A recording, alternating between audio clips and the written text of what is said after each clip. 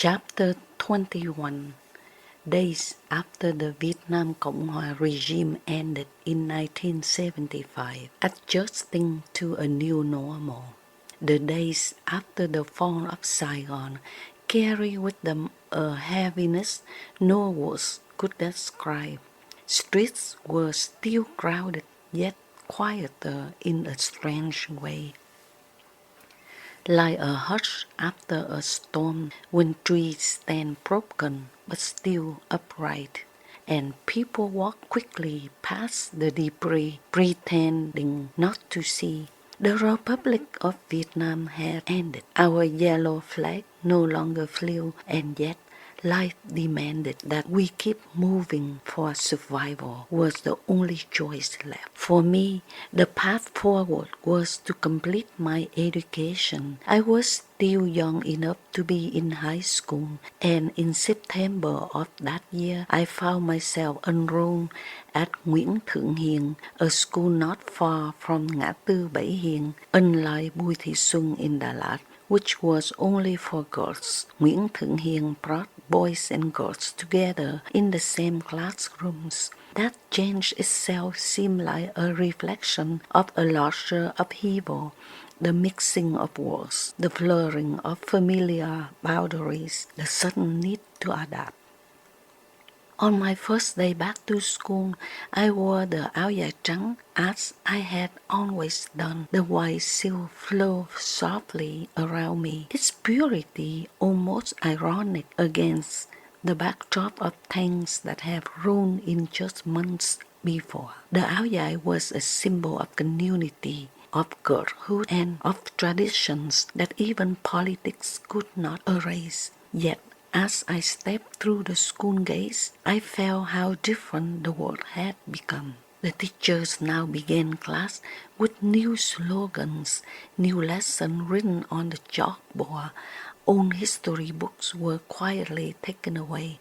New ones appear, filled with words that glorified giải phóng miền Nam. We were told to listen, to repeat, to learn, but inside we carry our own truths unspoken. Every student had the same cautious look, a mix of fear and determination, fear of saying the wrong word, determination to survive these new times.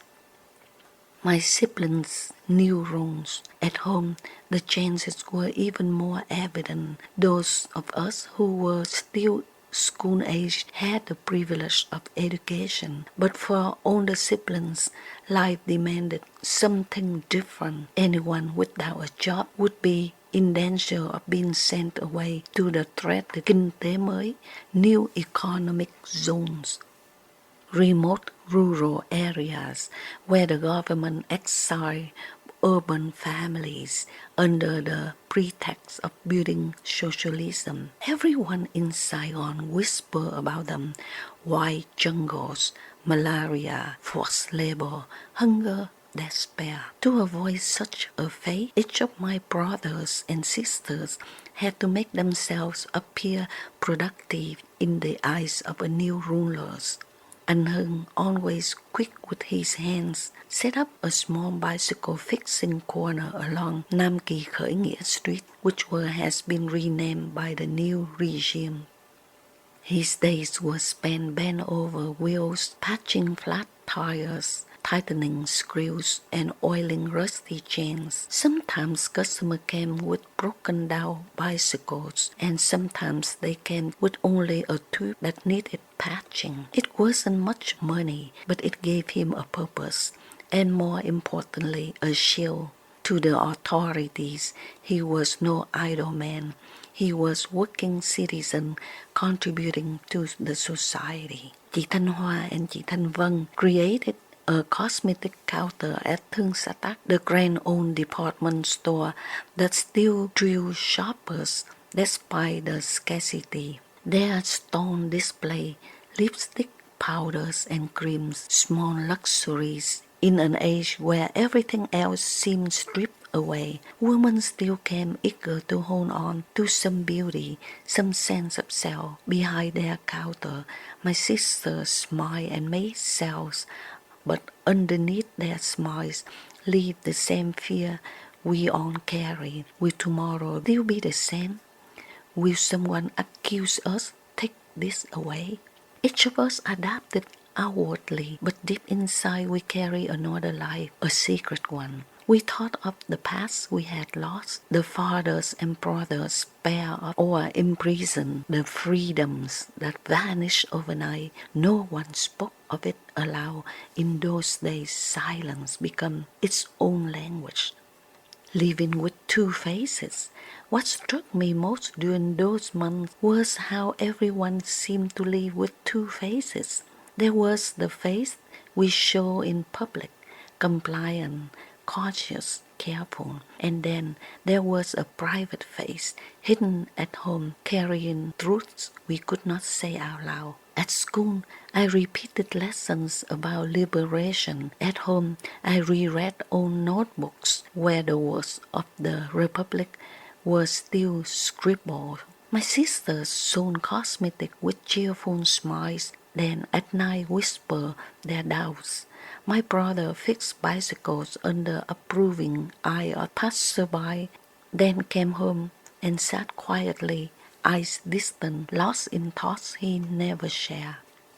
This dual life was exhausting but necessary. To survive meant learning to wear the mask, to keep the heart beating underneath it, the unspoken plans, and yet through all the silence there was something else, a sense that each of us carry an unspoken plan. No one say it aloud, but the air itself seemed heavy with it. We had heard whispers of families who have left by boat, slipping away in the night toward uncertain seas. We knew of others who hid gold or American dollars, preparing for the day escape became possible. Even within our home, though no words were spoken, I could sense it. Each sibling moved with careful purpose, as if preparing pieces of a puzzle that one day might form a path of freedom. The cosmetic scouter, the bicycle stone, my áo dài trắng at school. On the surface, these were survival, but beneath them, perhaps, we were also stepping stones, each small act a way to buy time, to stay intact until the door opened. A city in waiting. Saigon in 1975 was a city in waiting. The streets bustled, but the air was tense. Families smiled, but their eyes carried shadows. Life continued as normal as it could be, but everyone seemed to be listening for rumors, for news, for a chance. At night, I would sometimes lie awake listening to the distant hum of motorbikes, a faint music from a neighbor's radio, a steady chorus of cicadas. I thought of my father, spared from re-education because of his veterinary work. I thought of my siblings, working tirelessly to prove themselves useful. And I thought of myself in áo dài trắng, standing in the classroom where the world had been rewritten, yet holding inside a truth no regime could erase. Life went on, we endured, but deep within we were waiting for something unnamed, something that lived beyond the silence. The city of disguises. Saigon had become a city of disguises. Everywhere people wore masks, not of cloth but of demeanor. The soldier who walked with pride by day but sat in loneliness at night. The shopkeeper who smiled at customers but hid his true opinions behind shuttered doors. The neighbor who praised the new government loudly but whispered doubts only to his wife. We learned to read these masks. A glance, the hesitation, a tone of voice. These became the secret language of survival. Words matter less than silences. And silences carry entire conversations. At the market, women barter with loud voices, but their eyes darted quickly. watching who might be listening. At school, boys joked about slogans, but their laughter was carefully not to cross an invisible line. Even the air seemed heavy, as though it carried not only the humidity of the tropics, but the weight of secret unspoken. The fear of kinh tế mới.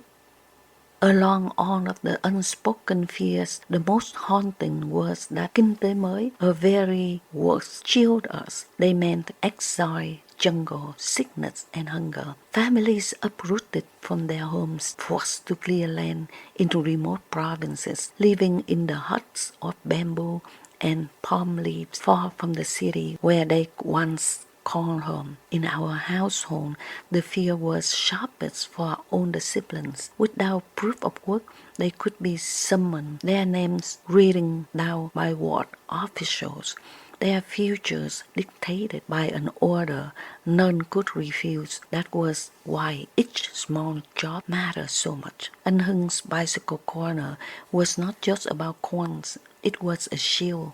The cosmetic counter at Thương Sa Tắc was not just about lipstick, it was survival. Even my áo dài trắng, my seat in the classroom was protection, an identity that say, I am still a student, I still belong here. The line between staying and being sent away was thin, as fragile as paper. That was why we lived so carefully, measuring each step, each word, each gesture. Quiet acts of resistance. And yet, even in fear, we found ways to resist, not loudly, not recklessly, but quietly, almost invisibly. My father, meanwhile, spent much of his time on the balcony. He sat there day after day, his eyes scanning the streets below, not so much to watch but to think. He seemed to be searching in his own thoughts for ways to remain in the city, to find some anchor in a place where everything felt suddenly adrift. Yet no matter how long he sat, no matter how deep his silence, he could not find a clue. The truth was, like so many others, he had no answer for the changes that swept through our lives. In the meantime, my siblings began to move in their own directions. One afternoon, anh Thông, chị Ba, Loretina, and anh Lim packed a few essential belongings into a car. They moved quietly, deliberately, avoiding any unnecessary words. There were no long explanations, no drawn-out farewells. Instead, they whispered a simple goodbye to my parents, gentle words carried with the weight of love and sorrow, and then they left. My parents stood still, receiving those whispered goodbyes, their eyes following as the car pulled away. They say nothing, but I knew their hearts ached with both fear and resignation. Anh Thong's plan was to return to his hometown in Rạch Giá, in the province of Kiên Giang. Rạch Giá was near the ocean, and in those days, proximity to the sea meant possibility, an escape route, a chance to board a fishing boat, a faint hope of freedom. The ocean had become a silent dream for so many families, an image of both peril and salvation. Anh Thông carried this hope with him as he drove south, uncertain of what awaited him, but unwilling to sit still in the city that seemed suffocated in watchful eyes and collapsing futures. For my parents, their departure was another silence added to their days. The balcony became lonelier, the kitchen quieter. My mother still went to the market, carrying her woven bag, picking through what was left of vegetables and fish, returning home with her face drawn in quiet endurance. My father still sat with his thoughts, the balcony rail beneath his hands. He gazed fixed somewhere far away, though his body remained rooted in Saigon. Their quietness was not just a lack of speech, it was a quietness of people who carry too much within them. Memories of what had been, fears of what would come, and the heavy reality of watching their children leave one by one. Their silence was their way of coping, of bearing the unbearable without letting it spill into words, after all, could be dangerous in those days. Silence became both their shield and their burden. I often wonder what my father thought as he sat there. Perhaps he was imagining ways to protect us, to keep the family intact. Perhaps he thought of the fields and animals he once worked with, the life of a man of science who suddenly had no place in his new order. Perhaps he simply thought of survival, day by day, breath by breath. As for the car carrying anh Thông, chị Ba, Tina and anh Lim away, it left behind not only the sound of the engine fading into the distance, but also a void in the family. My parents' whisper goodbyes linger in the air, mingling with the quietness of their days. The thought that their children might find freedom, might escape through the ocean, gave the thin thread of hope, but it also deepened an ache of separation. The knowledge that survival now meant scattering, breaking apart the family they had spent a lifetime building. Thus, life in those days became a tapestry of silences, routines, whisper farewells, and ever-present thought of the ocean. For my parents, each day was lived quietly, almost invisibly, as though they were holding their breath, waiting for something they could neither name nor stop. Closing reflection. Looking back, those days after April 30th were both fragile and profound. We were adjusting to a new normal, forced to survive in a world turned upside down. Outwardly, life continued. School open, streets bustled, markets traded. But inwardly, we live in a silence heavy with fear, resilience, and hidden hope. For me, the áo dài trắng of September 1975 remains unforgettable.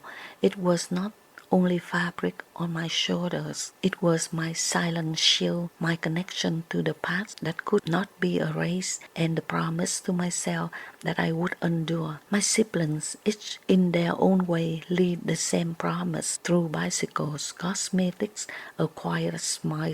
They show me that survival was not only about escaping hunger or exile, it was about preserving the soul. Yet life after the fall was as normal as it could be, but within that normalcy lay a deeper truth that even the silence, even in fear, the human spirit can hold on to dignity, memory, and hope. And that hope, unspoken yet unbroken, was what we carried through the uncertain days of 1975. At night, we sat together as a family, pretending to be as normal as it could be. We ate simple meals, shared small stories, and sometimes even laughed. But in those pauses, when the laughter faded, I often saw in the sibling eye the same thought: what comes next? This is the end of chapter 21. To be continued.